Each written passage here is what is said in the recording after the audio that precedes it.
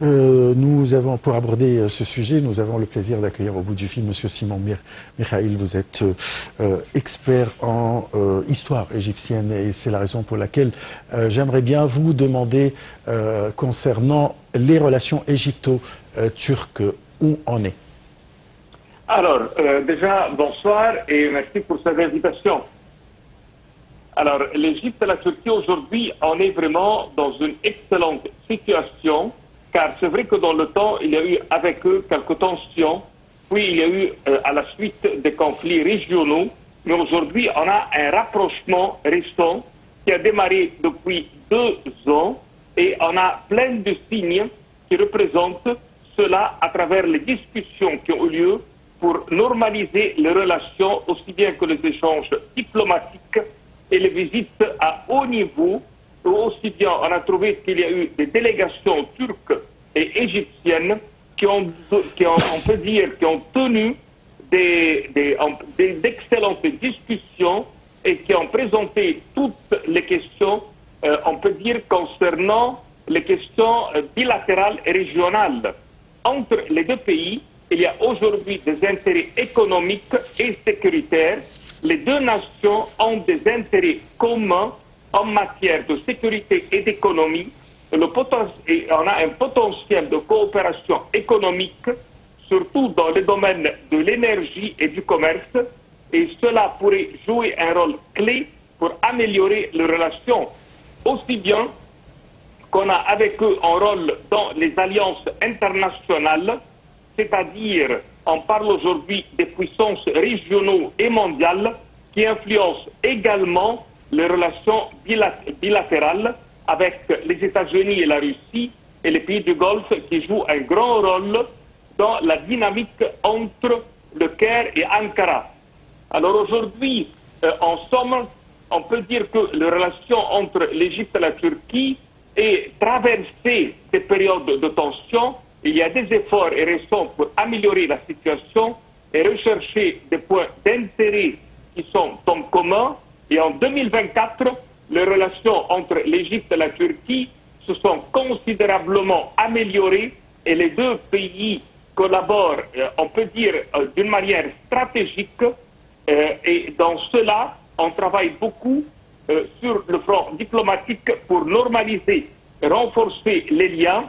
Ça inclut des réunions de haut niveau entre les dirigeants, les ministères des Affaires étrangères, et on discute toutes les questions régionales et la coopération bilatérale. Et on parle beaucoup du ministre des Affaires étrangères, M. Hakan Fidan, qui est venu au Caire au mois d'août, comme on le sait tous. Cela a bien renforcé les relations bilatérales. Il a préparé pour la réunion du Conseil de coopération stratégique de haut niveau. Et les deux pays ont également signé une déclaration commune pour restructurer les réunions de ce Conseil. On marque aussi bien une étape importante dans la normalisation des relations et sur le plan économique, les relations commerciales entre les deux pays continuent de croître et au premier trimestre de 2024, les exportations turques vers l'Égypte ont atteint 872 millions de dollars, qui a marqué une augmentation de 28% par rapport à la même période de l'année précédente. D'un autre côté, on a aussi bien les exportations égyptiennes vers la Turquie d'une valeur qui a été 874 millions de dollars et au premier trimestre, et on peut dire que selon les études qui ont été faites, ce chiffre reflète une place importante dans les relations égypto-turques et c'est un partenaire commercial majeur. Et les échanges commerciaux entre les deux pays, comme vous l'avez bien mentionné avant, et qui ont dépassé les 7,7 milliards de dollars, il y a une ambition pour que ce chiffre soit doublé. Et cette croissance, elle soutient les échanges commerciaux qui accompagnent beaucoup d'investissements entre les deux pays et les entreprises entre les deux pays en coopération excellente. Et aujourd'hui, il y a une industrie turque en Égypte qui joue un très grand rôle dans l'économie égyptienne avec une présence notable de plus que 200 entreprises et usines turques qui opèrent dans le pays. Et les investissements turcs en Égypte ont augmenté ces dernières années pour dépasser vraiment les centaines de millions de dollars. Et aujourd'hui, on parle aujourd'hui qu'il y a plein de secteurs sur lesquels on travaille et qui sont très actifs, comme le textile, la construction, l'industrie chimique, la production alimentaire. Et on peut dire que cette présence industrielle, elle contribue de manière significative à l'emploi et au transfert de technologie en Égypte. Et les entreprises turques bénéficient également des accords commerciaux bilatéraux qui facilitent les échanges de marchandises et d'investissements. Et la coopération économique et les investissements sont les éléments clés de la stratégie de rapprochement entre les deux pays, et on favorise ainsi une dynamique positive pour les années à venir. Et il faut savoir aussi bien que les importations égyptiennes en provenance de la Turquie, comme on l'a bien mentionné, ce sont des produits qui sont bien manufacturés dans les domaines du textile, les produits chimiques, les machines, les équipements, les produits alimentaires. Ça veut dire qu'il y a une diversité, et cette diversité des importations, elle reflète on peut dire la complémentarité des économies égyptiennes et turques. Et le volume de ces échanges commerciaux bilatéraux entre l'Égypte et la Turquie, qui s'élève d'une façon graduelle, montre l'ambition entre les deux pays dans la coopération. Et on ne s'arrête pas à ce point, on se développe aussi bien dans les relations touristiques entre l'Égypte et la Turquie.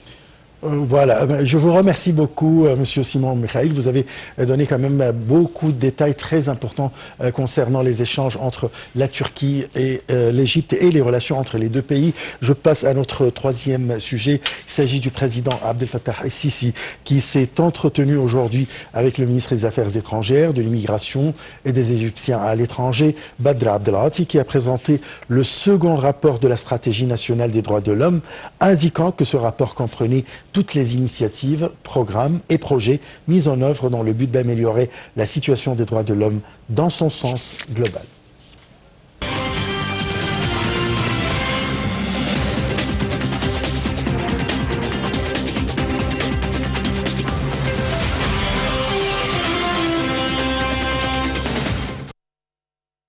Le président Abdel Fattah el-Sisi s'est entretenu aujourd'hui avec le ministre des Affaires étrangères, de l'immigration et des Égyptiens à l'étranger, M. Badr Abdelghati.